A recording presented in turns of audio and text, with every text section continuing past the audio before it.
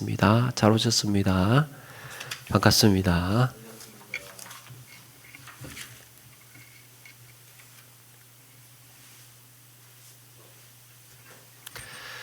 작가 최복현님의 여유라는 책에는 이런 내용의 글이 있습니다.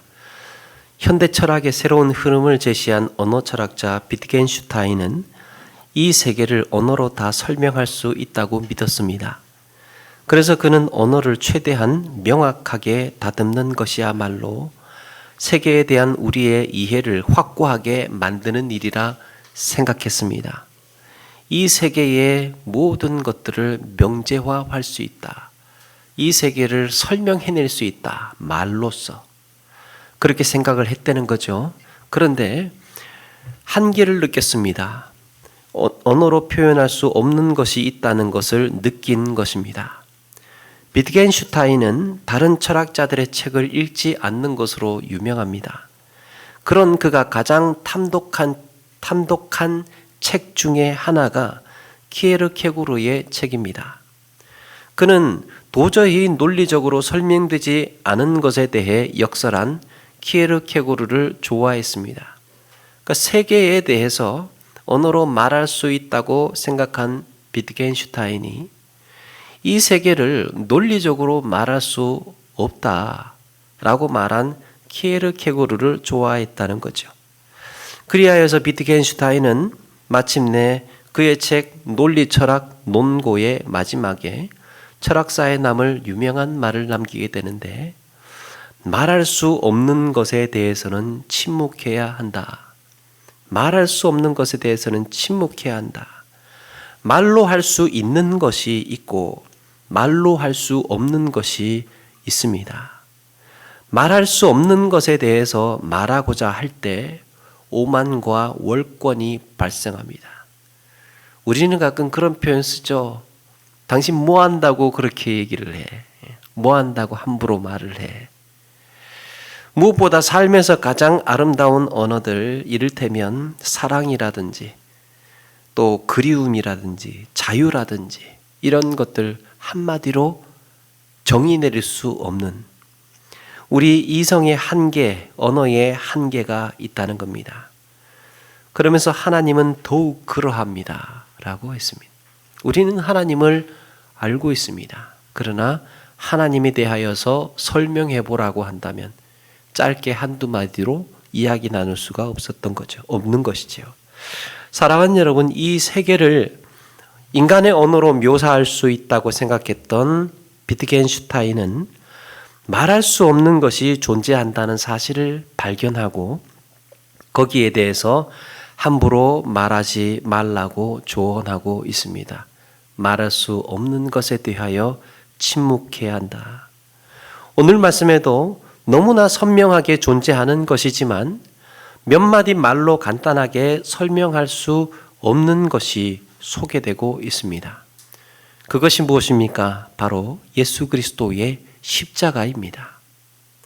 신앙생활을 하면서 우리는 가장 먼저 십자가를 바라보게 되고 가장 오래 응시하면서 붙들고 의지해야 하는 이 그리스도의 십자가. 그러나 우리는 이것을 말로 설명할 수가 없습니다. 그렇다면 우리는 이 십자가를 어떻게 알았던 것일까? 우리는 이 십자가를 어떻게 느꼈던 것일까?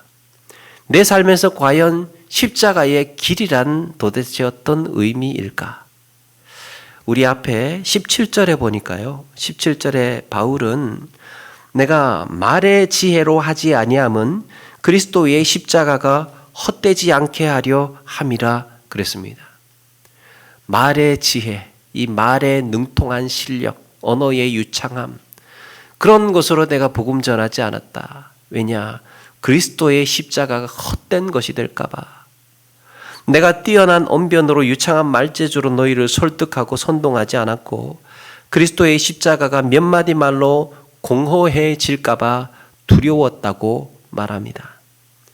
그리고 그 이유를 18절에 기록을 하는데요. 왜냐하면 십자가의 도가 멸망하는 자들에게는 미련한 것이고 구원받는 우리에게는 하나님의 능력이기 때문이다. 고린도 교회는 지금 말 잘하는 사람들 따르고 있고, 실력 있는 사람 따르고 있고, 능력 있는 사람 따르고 있고, 서로 패를 나누어서 갈등하고 있었습니다. 십자가의 길을 가는 것이 아니라, 그것을 구구절절히 잘 설명해 주고 있는 사람을 추앙하고 있었던 거예요.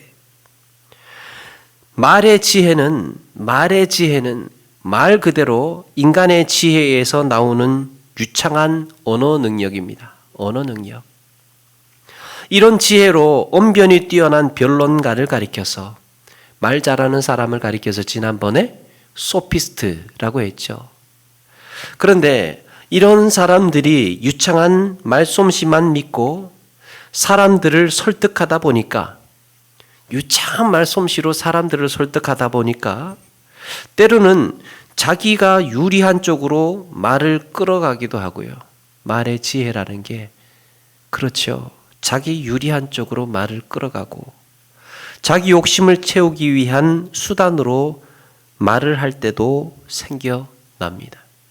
자기 유리한 쪽으로. 또 처음에는 그럴듯하게 좋다고 동의했는데, 그렇게 따랐는데 나중에 보니까 그들이 한 말처럼 되지 않기도 하고 그 말이 맞지도 않고, 확인해 보니까, 아니면 지나고 보니까 요즘 말로 그 뛰어난 언변에 낚인 것입니다. 아이디어는 그럴듯합니다. 말은 기가 막히게 잘합니다. 손에 잡힐 것 같습니다. 그런데 나중에 보면 실속도 없고 그대로 되지도 않고, 그래서 아무런 능력도 없는 말의 지혜. 바울은 이것으로는 사람을 살릴 수 없고, 이것으로는 영원한 생명으로 인도할 수 없다고 말합니다. 당장에는 선동하고 좋은 말로 주목하게 할 수 있을지 모르나 오래가지 못하고 능력이 없음이 탄로나게 될 것이다. 이런 점에서 바울은 말합니다. 그래서 내가 말의 지혜로 하지 않기로 작정하였다. 나는 내 언어 실력으로 유창하게 십자가를 설명할 수 없다. 내 말 주변으로는 그 십자가, 하나님의 능력이 어떤 것인지 충분히 낱낱이 말하지 못한다.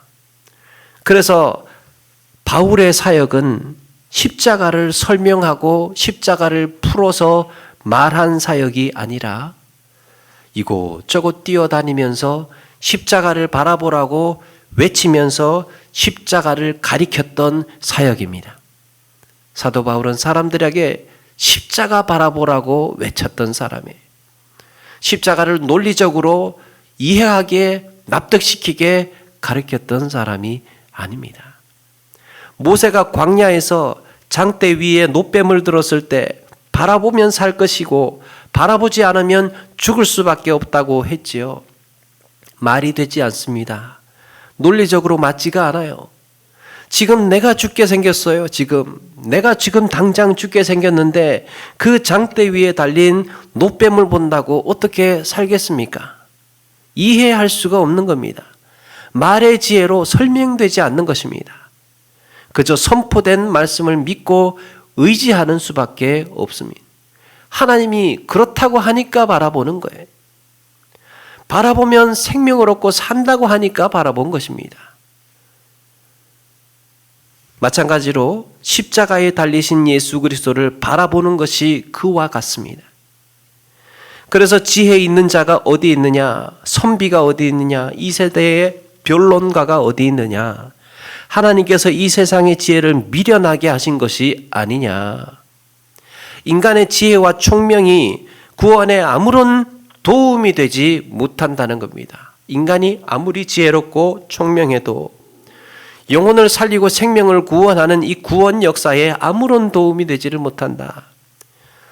로버슨이라고 하는 학자는 당시 상황에 비추어 봐서 오늘 말씀에 이 지혜 있는 자를 헬라의 철학자들이라고 했고, 선비를 가리켜서 유대의 서기관들을 가리킨다고 했습니다. 이들은 유창한 말을 하고 풍부한 지식을 가졌던 사람들이에요. 소피스트, 철학자, 유대의 서기관들. 그냥 당대에 이 지식과 지혜와 총명으로 치자면 다 내노라 하는 짱짱한 사람들입니다. 말 잘하는 사람들, 지식이 많고 지혜가 뛰어났던 사람들, 모든 이 세계를 말로 풀어주고 설명해낼 수 있을 거라고 자부했던, 말로 다 할 수 있어, 이야기할 수 있어, 설명할 수 있어, 자부했던 사람들. 그런데 이들이 아무리 총명하고 지혜롭다고 해도 설명하지 못하는 게 있었죠. 그게 바로 하나님의 구원의 신비였습니다. 하나님의 구원의 신비는 설명하지 못하고 말할 수 없는 거였습니다. 그래서 하나님의 구원 방식은 세상의 이런 자들을 순식간에 미련한 자들로 만들어 버렸습니다. 하나님의 구원 어떻게 가능한 것인지 설명해 보아. 못한다는 거죠. 세상의 말의 지혜로는 설명될 수 없고 이해될 수 없고 납득될 수가 없기 때문에. 그래서 하나님의 구원 앞에서는 세상의 똑똑함이 순식간에 밀어내지는 것입니다. 유대인들이 볼 때 메시아는 능력과 승리를 의미합니다. 십자가는 연약과 수치와 패배를 의미합니다. 승리와 능력의 메시아, 그 메시아가 수치와 패배를 의미하는 십자가에 달렸다. 이것은 유대인들이 보기에는 모순이고 납득할 수 없는 사건이었습니다. 어떻게? 말이 되지가 않잖아. 그런가 하면 이방인들한테는 십자가는 미련하고 어리석은 것입니다. 자기 원수에게 사로잡혀서 십자가에 무기력하게 죽임을 당한 신. 그 신은 아무리 잘 설명하려고 해도 이해할 수가 없었습니다. 이런 점에서 여러분 우리가 주목해야 하는 대목이 십자가의 도라는 겁니다. 십자가의 도. 여러분 옛날에, 요즘에는 잘 보지를 못한 것 같은데 예전에 이 지하철역이라든지 그 버스 정류장 같은 데 자주 만나지 않습니까? 어깨를 두드리고 뒤에서 이렇게 두드리고 뒤에서 롯데리아 가자고 그러고. 도를 아십니까? 도를 아십니까? 도가 무엇일까? 도, 십자가의 도라고 했는데 이 헬라어 성경에서 이 도라는 말은 로고스라는 단어예요. 십자가의 로고스. 영어 성경에는 이것을 번역하기를 십자가의 메시지 혹은 십자가의 말씀 이렇게 번역을 했습니다. 그래서 요한복음 1장에 말씀이 육신이 되어 라고 했을 때 이 말씀이 로고스라는 단어예요. 그런데 이것을 십자가의 메시지, 십자가의 말씀이라고 하면 이게 우리 정서에는 이 선명하게 잘 와닿지 않는 것 같습니다. 그래서 저는 이걸 최대한 가까운 뜻으로 어떻게 말할 수 있을까라고 했을 때 십자가의 의미, 십자가가 의미하는 것, 그것은 멸망하는 자들한테는 미련한 것이고 구원받는 우리에게는 하나님의 능력이라. 단순히 십자가 모양, 그냥 십자가 모양, 그것이 능력이 있는 것이 아니고 그 십자가가 예수 그리스도께서 지셨기 때문에 우리에게 의미 있는 것 아닙니까? 그냥 나무 십자가가 무슨 의미가 있습니까? 그것이 우리 주님께서 지셨기 때문에 의미가 있는 것이지요. 이때 도라는 표현이나 의미라는 표현, 우리도 일상에서 자주 쓰게 되는데 도 있지요. 제자도 또 십자가의 도, 이렇게 도라는 표현, 또 의미라는 말도 자주 쓰게 되죠. 이거는요, 한마디로 딱 잘라서 말할 수 없는 그 무언가를 말해야 될 때 쓰는 표현이에요. 뭔가를 알기는 알아요. 알기는 아는데 그렇다고 해서 한마디로 표현하기에는 딱히 떠오르는 단어가 없고, 그래서 좀 더 넓은 의미, 넓은 내용의 여지를 두고 말하고 싶을 때 우리는 이렇게 말합니다. 참 의미가 있다. 참 뜻이 깊다. 이렇게 표현을 합니다. 한마디로 딱히 뭐라고 꼬집어서 말할 것은 없고, 그렇다고 해서 또 뭐라고 표현하기는 또 애매하고, 그래서 더 넓은 여지의 의미를 남겨두고 이 의미가 있다, 또 뜻이 깊다라고 표현을 합니다. 그렇다면 십자가의 도라는 말은 과연 뭘까? 이 도라는 말은 뭘까? 도라는 개념을 최초로 말한 사람이 중국의 철학자 노자라는 사람이에요. 이 노자의 철학을 담은 책을 도덕경이라고 하는데요. 이 도덕경의 첫머리에 이렇게 시작을 하죠. 도가도 비상도. 도를 도라고 말할 수 있는 도라면 비상도, 항상 도일 수 없다. 도라고 말할 수 있는 도는 도가 아니다. 그러니까 그가 말하고자 하는 도는 사람의 말로 규정할 수 있는, 사람의 말로 딱히 재단할 수 없는 것이다. 노자라는 철학자는 인간이 걸어가야 할 이치를 말하기 위해서 도라는 글자를 사용했는데, 이 도가 가지고 있는 속성이 뭐라는 겁니까? 한마디로 딱 꼬집어서 정의 내리기 어렵다는 것을 암시하고 있습니다. 그러고 보니까 십자가의 도, 이것을 한마디로 정의하라고 한다면 뭐라고 해야 하겠습니까? 십자가의 도를 뭐라고 설명을 해야 하겠습니까? 뭔지는 알겠는데 그걸 막상 한마디로 말로 표현을 하려고 보니까 어떻게 말해야 할지 모호하지 않습니까? 이걸 어떻게 이해하면 좋을까? 예를 들면 가수 나훈아 씨 있죠. 가수 나훈아 씨는 사랑을 정의 내리기를 사랑은 눈물의 씨앗이라고 했습니다. 나훈아 씨에게 있어서 사랑은 눈물의 씨앗이에요. 사랑하지 마라. 눈물 흘릴 거야. 그 얘기를 하고 있는 거죠. 그런가 하면 현철 씨는 사랑을 얄미운 나비라고 했습니다. 사랑은 하면 얄밉게 떠나갈 거야. 그 이야기를 하고 있는 거죠. 그런데 여러분, 우리가 알다시피 사랑을 말할 때 이게 다가 아니라는 것을 우리는 알고 있습니다.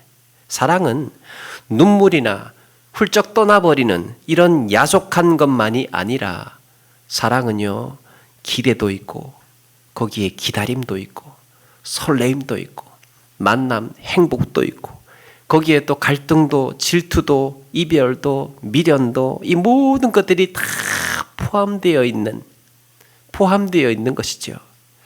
그럼에도 시인이나 가수들은 그 중에 한 장면을 딱 집어서 표현하고 싶었던 거예요. 나 저거 말하고 싶어서 지금.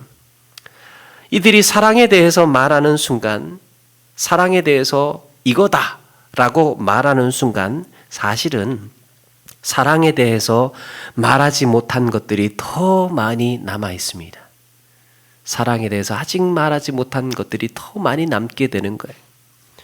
제가 어릴 때 시장 시골에 나가면 그 쌀을 파는 곳이 있죠. 쌀 부대에다가 이렇게 막 쌓아놓고 쌀을 파는 데가 있는데 요즘처럼 마트에서 10kg짜리, 20kg짜리 포장지를 포장을 해서 그렇게 쌀을 파는 게 아니라 옛날에는 나무로 된 되가 있었잖아요. 나무로 된 되가. 그래서 그 되에 쌀을 담아서 한 대, 두 대 이렇게 해서 팔았습니다. 그런데 그 되에다가 혹은 말에다가 이 쌀을 담다가 보면 그 위에 이렇게 쌀이 더 고봉이 쌓이게 되지요. 그렇다고 해서 그걸 그대로 담게 되면 한 대가 넘게 담기는 거죠. 또 어떤 때는 더 적게 담길 때도 있습니다. 그래서 수북히 쌓인 고봉을 평평하게 깎아줘야 되는데 그때 깎아주는 도구를 평미래라고 한답니다. 평미래. 여러분, 말이라는 것이 그런 특징이 있어요. 말은 그것이 가지고 있는 모든 의미를 다 담아내지를 못합니다.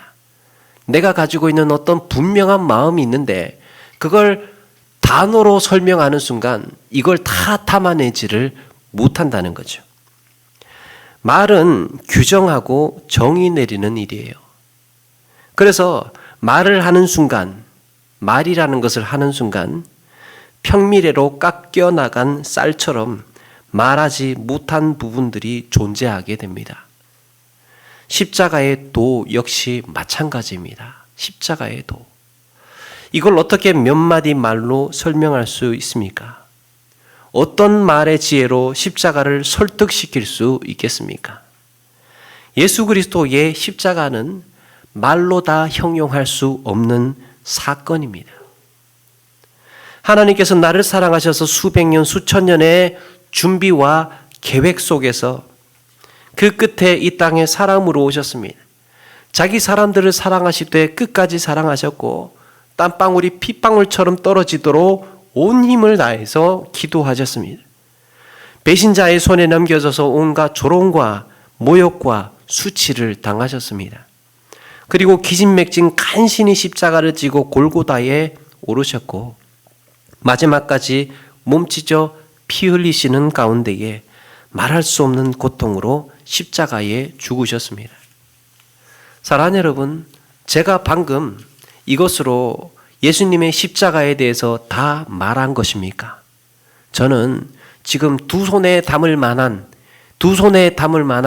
작은 대박에 평미래로 깎아낸 정도밖에 말하지를 못했습니다. 큰 바다에 한 국자 뜬 것뿐이에요. 그날 그 현장에서 멀찍이 바라보던 제자들이 무슨 말을 할 수 있었겠습니까? 아무것도 할 수 없는 자신들이 원망스러웠을 것이고 한없이 무기력함을 느꼈을 것이고 그저 가슴을 치며 안타까운 눈물만 흘릴 뿐이었을 것입니다. 뭘로 그 장면을 설명할 것이며 뭘로 그 장면을 이해시킬 수 있었겠습니까? 십자가의 도는 그 자리에 있었던 자들이 아니면 도저히 이해할 수 없고 납득할 수 없는 일이었습니다.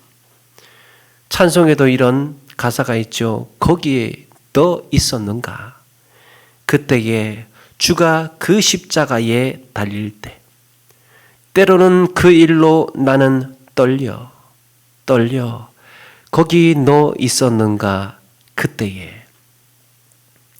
그래서 제자들은 십자가만 생각하면 가슴부터 떨려오고 십자가만 생각하면 이것을 내가 말로 다 할 수 없어서 눈물부터 흘렸을 겁니다. 그럼에도 나를 대신해서 대속의 제물이 되신 주님의 사랑과 용서와 은혜가 물밀듯이 가슴에 밀려오곤 했을 것입니다. 십자가만 생각하면 그거 말로 다 설명할 수 없지. 십자가에도 제자들이 그렇게 증언하지 않았겠습니까? 그걸 어떻게 말로 다 설명해? 그래서 사도 요한은 요한복음을 쓰다가 결국에 이렇게 마쳤습니다. 이렇게 마쳤어요. 만일 낱낱이 기록된다면 이 세상이라도 이 기록된 책을 두기에 부족할 줄 아노라. 내가 아무리 많이 써도 그거 다 이 세상에 채워도 부족할 거야. 그렇게 요한복음을 끝을 냅니다. 십자가의 도를 말할 것 같으면 우리는 한평생 글로 써도 한평생 말을 해도 모자랄 것이라는 거죠. 그렇다면 나는 십자가의 현장에 있지도 않았고 나는 그걸 말로 다 설명될 수 없는 이 십자가의 도를 어떻게 알고 있는가? 우리도 알고 있지 않습니까? 말의 지혜로 이해하고 설득된 것이 아니라 우리는 기록된 하나님의 말씀, 제자들의 선포를 믿은 것이에요. 그리고 그들이 어떻게 살았는지를 보았습니다.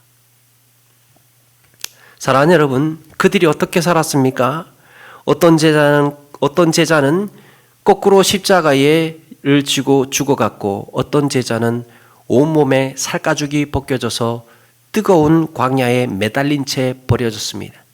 어떤 제자는 감옥에, 어떤 제자는 단두대에, 어떤 제자는 불에 타 죽으면서도 예수 그리스도의 십자가를 부인하지 않았습니다. 자신들이 목격했던 예수 그리스도의 십자가와 부활, 이것은 자신의 인생을 송두리째 드려도 갚을 길 없는 사랑과 은혜와 용서였던 겁니다. 거기다가 십자가에 죽으시고 부활하신 주님을 보았던 이 500여 형제들 대부분이 이와 같이 복음을 전하다가 순교의 피를 흘렸습니다. 지금 이 순간에도 수많은 헌신자들이 그들의 삶으로 그리스도의 십자가를 증명해 나가고 있습니다. 십자가의 길을 걸었던 사람들을 보았기 때문에 우리는 십자가의 도를 아는 것이고, 십자가의 도를 기록된 하나님의 말씀으로 선포하였을 때 우리가 믿었기 때문에 우리가 십자가의 도를 아는 것입니다. 우리는 이 말도 안 되는 십자가의 도를 설득당하고 이해하여서 그것을 알고 있는 것이 아니라 내 앞에서 십자가의 길을 걸어갔던 사람들을 보고 경험하였기 때문에 우리도 알고 있는 것입니다. 따라서 십자가는 거기에 한없는 주님의 사랑이 있고 거기에는 은혜가 있고 용서와 눈물이 있습니다. 그래서 주님의 십자가는 말로, 지혜의 말로 납득하고 이해하는 것이 아니라 나에게 영원한 생명을 주시는 하나님의 능력인 줄로 믿습니다. 그러므로 십자가의 길을 가는 사람은 몇 마디 말의 지혜로 때우면서 몇 마디 말의 지혜로 얼버무릴 게 아니라 내가 주님 앞에 무릎 꿇고 나아가고 내 손과 내 발이 수고하고 내가 헌신하고 내가 눈물 흘리는 가운데에 사랑과 용서와 은혜의 삶을 사는 것입니다. 사랑하는 여러분, 하나님께서 사도 바울을 통하여서 이 십자가를 설명하고 논리적으로 이해시키고 납득시키려 한 것이 아니라 십자가의 도라고 하신 점에 주목해야 됩니다. 이것은 십자가의 도라고 말한 것은 이것을 말로 설명하는 것, 이해시키는 것, 논리적으로 증명해내는 것이 아니라 우리의 삶으로 보여주는 것이고 우리의 전적인 믿음으로 의지하고 바라보고 붙드는 것임을 암시하고 있는 거예요. 십자가의 도는 우리에게 매 순간 내 삶에서 그 놀라운 은혜를 느끼고 한없는 용서에 감사하며 그 벅찬 사랑을 내 입으로 내 몸으로 실천하며 살으라고 가르쳐주고 있습니다. 우리의 삶도 이런 십자가의 길을 몸소 나아가기로 다짐하는 저와 여러분 되기를 바랍니다. 1915년 2월 15일 미국의 코네티컷주의 브리지포트라는 곳에 할머니 한 분이 천국 가시는 일이 있었습니다. 그날 아브라함 링컨이 생일이었는데 그날 많은 사람들이 이 아브라함 링컨의 생일을 기념하기 위해서 시가행진을 준비하고 있었다고 합니다. 그 집 주인 아주머니가 그날 아침 할머니의 방문을 두드립니다. 할머니 다 준비되셨냐고, 이제 나가야 되지 않느냐고. 그러니까 소리가 없습니다. 깊이 잠드신 줄 알고 조금 있다가 다시 두드려 봅니다. 역시 인기척이 없어요. 이상하다 싶어서 문을 따고 들어가 보니까 하나님께서 밤사이에 이 할머니의 영혼을 데려가셨습니다. 이 할머니는 링컨 대통령을 무척 존경했다고 합니다. 링컨 대통령도 이 할머니를 매우 사랑하고 존경했다고 합니다. 링컨 대통령이 사랑하고 존경할 정도라고 하니까 뭔가 범상치 않은 분임을 짐작할 수 있겠죠. 그날 할머니 머리맡에는 링컨 대통령 기념행진에 참여하려고 만들어두었던 미국 국기가 놓여 있었고 그 옆에는 딸을 잃은 어떤 엄마의 슬픔을 위로하기 위해서 그가 쓴 마지막 시 한 편이 쓰여져 있었다고 합니다. 얼마 후에 그 행복한 날에 그대들이 그 강가에 가리라. 얼마 후에 어느 행복한 날에 그대들이 헤어졌던 그 혈연을 찾게 되리라. 그의 생은 참으로 십자가의 길처럼 고단하고 아픈 길이었습니다. 그분은 태어난 지 한 달여 만에 맹인이 되었고 나중에 결혼을 했으나 하나밖에 없던 딸이 세상을 떠나버립니다. 남편 역시 결혼한 지 10년이 채 못 되어서 먼저 세상을 떠나게 됩니다. 그는 한평생 맹인으로 살았지만 언제나 하나님을 찬송하는 놀라운 찬송의 삶을 살았습니다. 그는 항상 이렇게 말했다고 합니다. 내가 맹인된 것은 하나님 앞에 얼마나 감사한지 모릅니다. 왜냐하면 내가 이 맹인이 되어서 이 세상의 잡다한 것들 보지 않기 때문에 하나님께서는 나의 영혼의 눈을 열어주셨고 영혼의 눈을 통해서 나는 십자가를 바라보며 살았으며 십자가를 바라보며 전진하는 삶을 살았기 때문입니다. 그가 바로 주옥 같은 찬송 십자가로 가까이를 쓴 크로스비라는 분입니다. 크로스비 할머니는 날마다 십자가를 향해서 가까이 다가갔다고 합니다. 십자가로 가까이 다가가면서 하나님이 주시는 놀라운 능력으로 살았던 분이에요.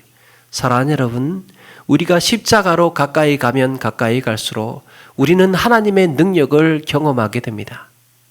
십자가는 말로 설명되는 것이 아니라 하루하루 우리가 걸어가야 할 삶이어야 할 줄로 믿습니다. 정이 내릴 수 없는 십자가의 도. 내가 직접 살아야 느낄 수 있고 경험할 수 있고 깨달을 수 있는 매일의 삶에서 이 십자가 앞으로 나아갈수록 나의 능력과 나의 연약함이 고백이 되고 주님의 그 크신 사랑과 은혜와 용서를 더욱 선명하게 경험하며 그 기쁨과 감격으로 그렇게 살아가시는 저와 여러분 되시기를 바랍니다. 말씀을 마칩니다. 사랑하는 여러분, 내가 왜 피곤해야 되냐? 내가 왜 양보해야 하고 내가 왜 물러서야 할까? 내가 왜 참고 내가 왜 손해보고 내가 왜 수고해야 돼? 라고 말하기 전에 나는 지금 십자가의 길을 가고 있는가? 부터 물어보아야 합니다. 매일의 삶에서 우리 스스로에게 물어보아야 할 것. 내가 지금 십자가의 길을 걸어가고 있는가? 신앙생활은 이렇게 하는 거라고 말하기 전에 내가 먼저 신앙인이 되고 예배는 이런 거야 주장하기 전에 내가 예배자가 되고 헌신은 어떤 것이고 전도는 어떻게 해야 된다고 이런 거라고 말하기보다 내가 먼저 헌신자가 되고 내가 먼저 전도자가 된다면 세상에 그보다 더 큰 메시지가 어디에 있으며 그보다 더 강한 의미가 어디에 있겠습니까? 말로 설명하기보다 말로 이야기하기보다 내가 직접 사는 것입니다. 그것이 의미 있는 일이고 그것이 메시지라는 거예요. 십자가의 길은 말의 지혜가 아니라 내가 직접 그 길에 갈 때, 그 길을 갈 때 나타나는 하나님의 능력입니다. 말의 지혜로 설명되지 않는 십자가의 길, 내가 그 길을 걸어가면서 내가 직접 느끼고 나의 생애로 몸소 증거하는 그런 삶을 살아가시는 제가 되기를 원하고 그런 삶을 사시는 또 여러분들도 되시기를 주님의 이름으로 축원합니다.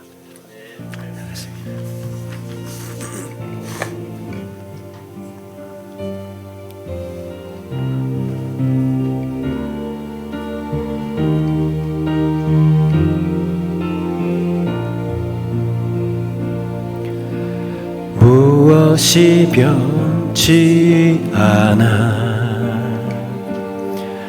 내 소망이 되면 무엇이 한결같아 내 삶을 품으리 그 누가 날 만족해 내 영이시며 그 누굴 기다려 내 영이 기쁘리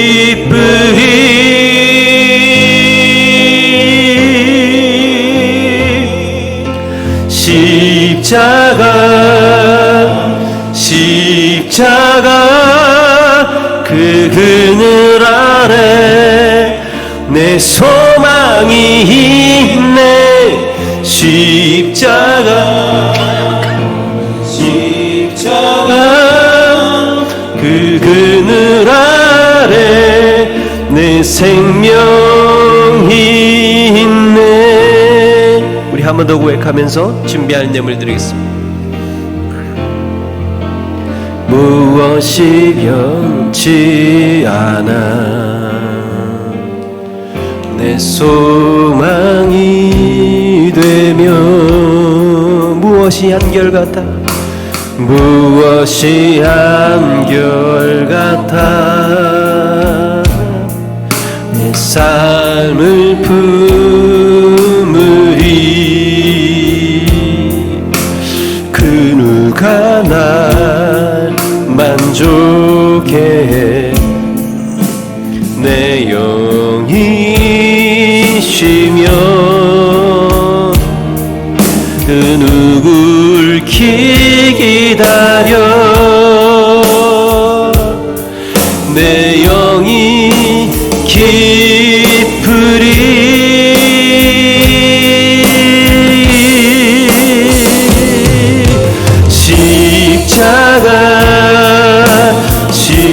십자가 그 그늘 아래 내 소망이 있네. 십자가 그 그늘 아래 내 생명이 십자가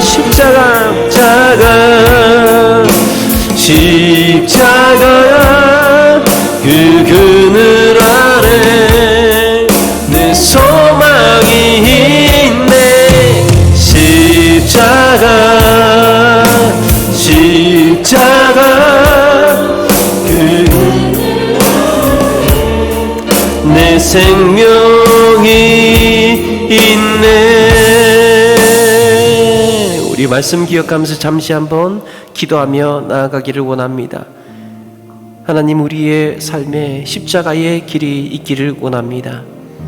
하나님, 말로 설명할 수 없는, 하나님 이해하고 납득할 수 없는 그 하나님의 능력 앞에 하나님, 우리의 입술과 우리의 지혜와 우리의 총명을 거두게 하시고 참으로 아버지 하나님, 그 십자가의 길을 향하여서 하나님, 우리가 매일의 삶에서 또 나아갈 수 있도록 우리의 손을 모으고 우리의 무릎을 꿇고 주님 앞에 엎드릴 수 있도록 인도하시며 그 말씀의 양약, 말씀의 양식을 하나님 매일 사모하며 공급받으며 살아갈 수 있도록 인도해 주시고 하루하루 그렇게 성장하고 성숙한 믿음의 삶으로 살아갈 수 있도록 십자가로 가까이 갈수록 하나님의 능력을 경험하고 하나님의 능력을 체험할 수 있는 믿음의 삶을 살아낼 수 있도록 해달라고 십자가의 길을 걸어가겠습니다. 은혜 가운데 인도하여 주옵소서. 우리 다짐하고 고백하며 잠시 한번 기도하며 나가겠습니다. 같이 한번 기도하겠습니다. 사랑과 은혜가